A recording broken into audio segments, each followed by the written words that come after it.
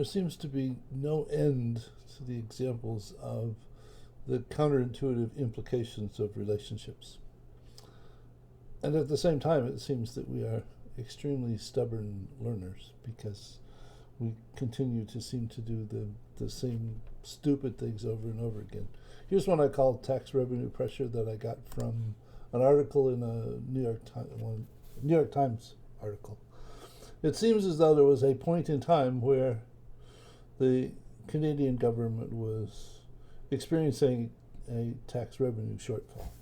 This was the current tax revenue, and this was the desired tax revenue, so that they needed to come up with some more money someplace. So the most obvious thing for them anyway was to go ahead and implement a cigarette tax, which they believed would then go ahead and add to the current tax revenue and close the tax revenue gap.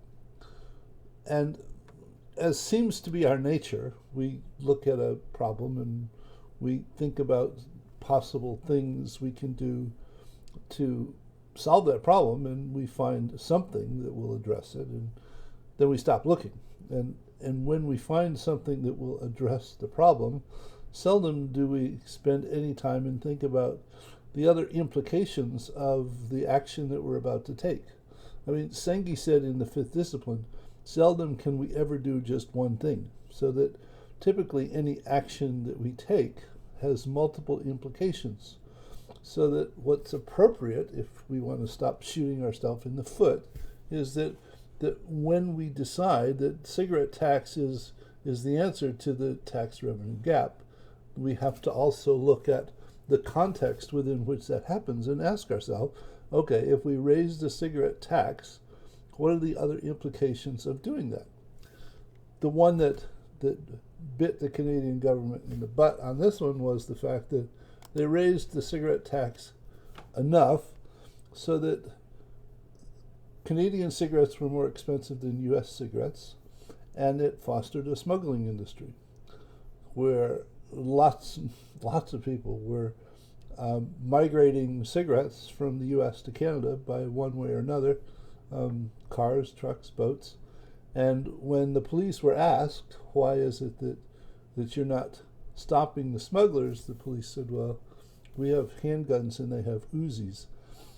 So it was, simply an outgrowth of the context, because the U.S. cigarettes were that much cheaper.